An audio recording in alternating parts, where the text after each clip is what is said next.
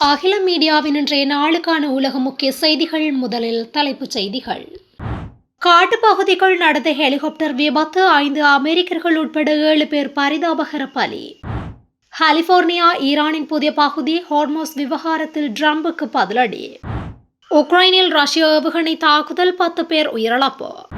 Trump போரை தீவிரப்படுத்தினால் வளைகுடா நாடுகளை அடுத்து ஐரோப்பாவை குறிவைக்கும் ஈரான்.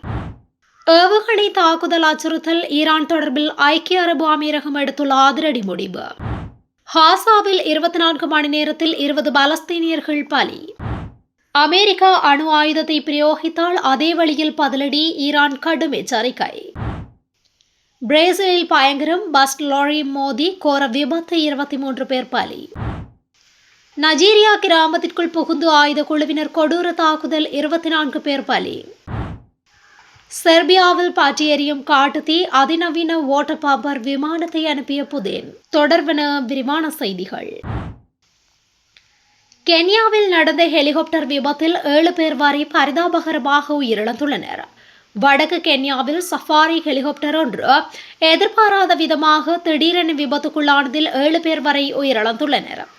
சம்புரு மாவட்டத்தில் உள்ள லோய்சாபா வன பாதுகாப்பு பகுதியிலிருந்து இவாசோ நைரோ பகுதிக்கு சென்று கொண்டிருந்த ஹெலிகாப்டர் திடீரென விபத்தில் சிக்கியதாக கென்யா சிவில் விமான போக்குவரத்து ஆணையம் தகவல் தெரிவித்துள்ளது. மேலும் இது தொடர்பாக தீவிர விசாரணை நடைபெற்று வருவதாகவும் சிவில் விமான போக்குவரத்து ஆணையம் உறுதிப்படுத்தியுள்ளது. விபத்தில் 7 பேர் வரை உயிரிழந்துள்ள நிலையில் அதில் 6 பேர் பயணிகள் என்றும் அதில் 5 பேர் அமெரிக்கர்கள் என்றும் தெரிவிக்கப்பட்டுள்ளது. இந்த தகவலை அமெரிக்க வெளியுறவுத்துறையும் உறுதிப்படுத்தியுள்ளது. உள்ளூர் சஃபாரி நிறுவனமான டிராஃபி ஏர் கென்யா தேடுதல் மற்றும் மீட்பு பணிகளுக்காக தங்களுடைய 2 ஹெலிகாப்டர்களை அனுப்பி வைத்திருப்பதாக அறிக்கை ஒன்றில் குறிப்பிடப்பட்டுள்ளது. கலிபோர்னியாவை ஈரானின் ஒரு பகுதியாக அறிவித்து அமெரிக்காவின் நடவடிக்கைக்கு ஈரான் பதிலடி கொடுத்துள்ளது. உலகளாவிய வர்த்தக கப்பல்களின் கடல் வழித்தடமான ஹார்மோஸ் திகழ்ந்து வரும் நிலையில் ஈரான் அமெரிக்கா இடையே ஏற்பட்ட மோதல் போக்கு ஹார்மோஸ் ஜலசந்தியில் பெரும் பதற்றத்தை ஏற்படுத்தி வருகின்றது.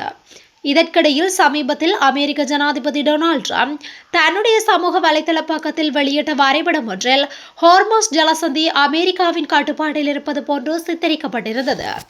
இந்த படத்தை பின்பு வெள்ளை மாளிகையில் அதிகாரப்பூர்வ கணக்கும் மறுபதிவு செய்திருந்தது.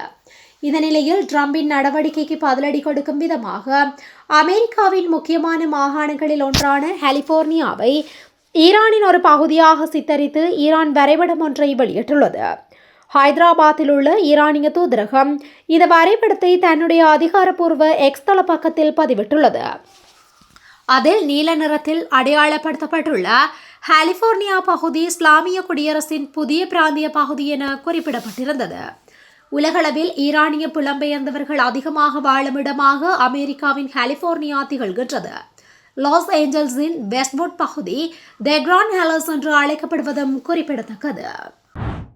வடகிழக்கு உக்ரைனின் கார்கிவ் பிராந்தியத்தில் உள்ள பெசனிஹி கிராமத்தின் மீது ரஷ்யா நடத்திய ஏவுகணை தாக்குதலில் 10 பேர் உயிரிழந்ததுடன் மேலும் 8 பேர் காயமடைந்துள்ளனர்.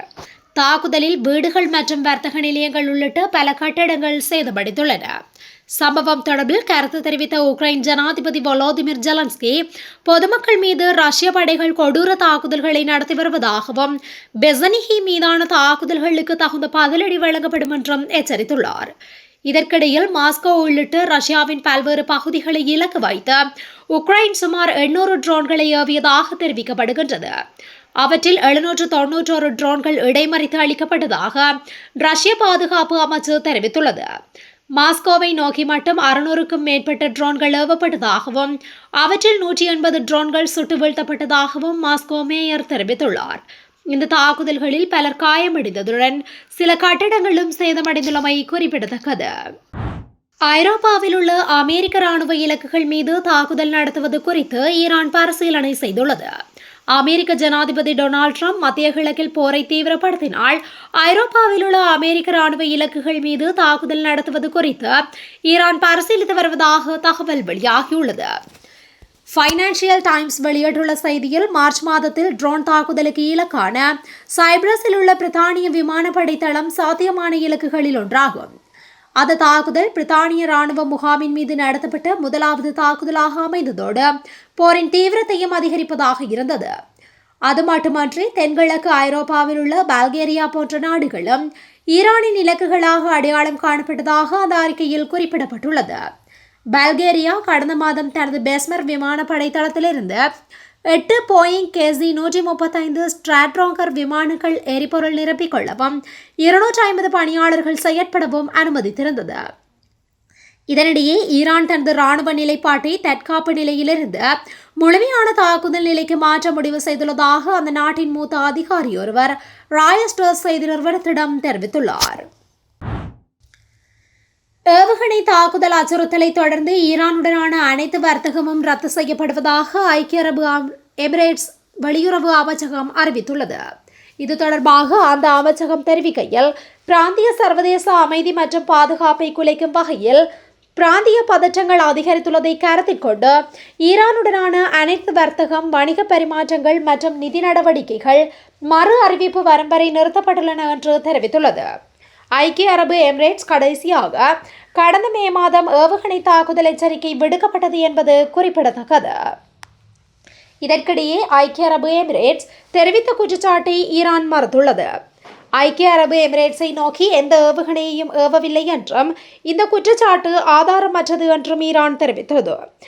நல்ல அண்டை உறவுமுறை என்ற கொள்கையின்படி இதுபோன்ற ஆதாரமற்ற குற்றச்சாட்டுகள் தவிர்க்கப்பட வேண்டும் என்று ஈரானின் வெளியுறவு அமைச்சகம் தெரிவித்துள்ளது.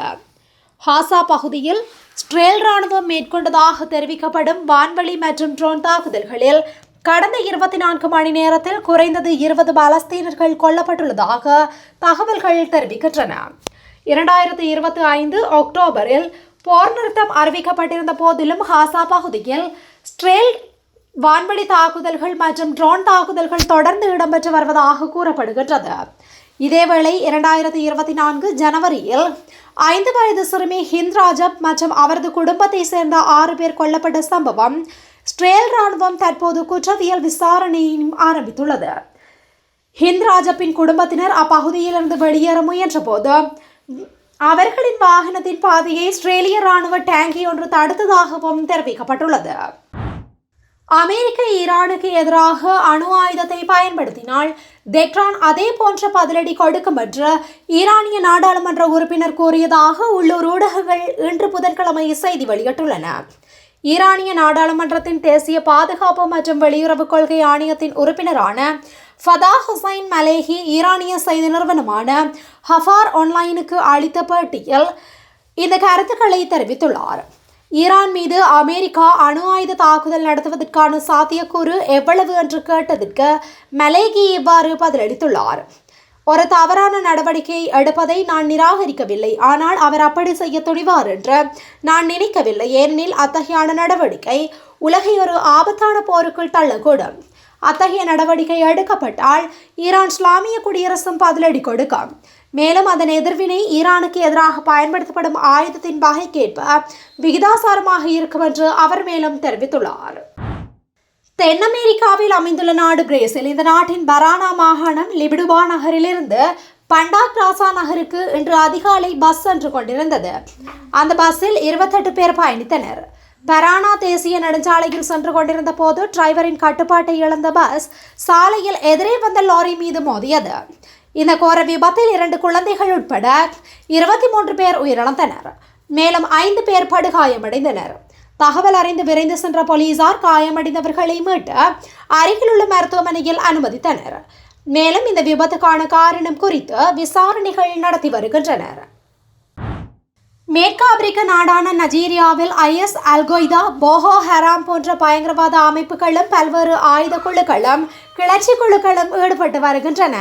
அதேபோல் பணத்திற்காக பொதுமக்கள், பள்ளி குழந்தைகள், கால்நடைகளை கடத்தும் கும்பல்களும் செயற்பட்டு வருகின்றது. இந்த குழுக்கள் பாதுகாப்பு படையினர் பொதுமக்களை குறிவைத்து அவ்வப்போது தாக்குதல் நடத்தி வருகின்றது. இந்நிலையில் நைஜீரியாவின் பிளேட்டா மாகாணத்தில் மன்கு நகர் அருகே பின்பர் என்ற கிராமம் உள்ளது. இந்த கிராமத்திற்குள் நேற்று புகுந்த ஆயுத குழுவினர் அங்கிருந்த பொதுமக்கள் மீது கண்மூடித்தனமாக துப்பாக்கி சூடு தாக்குதல் நடத்தினர். மேலும் கத்தி உள்ளிட்ட பயங்கர ஆயுதங்கள் கொண்டும் தாக்குதல் நடத்தினர். இந்த தாக்குதலில் பெண்கள், குழந்தைகள் உட்பட 24 பேர் உயிரிழந்துள்ளமை குறிப்பிடத்தக்கது. செர்பியாவில் கட்டுக்கடங்காமல் பரவி வரும் காட்டுத்தீயை அணைக்க தனது நாட்டின் அதிநவீன IL-76 ஓட்டப்பம்பர் விமானத்தை உடனடியாக அனுப்பி வைக்க ரஷ்ய அதிபர் புதின் உத்தரவு தெரிவித்துள்ளார்.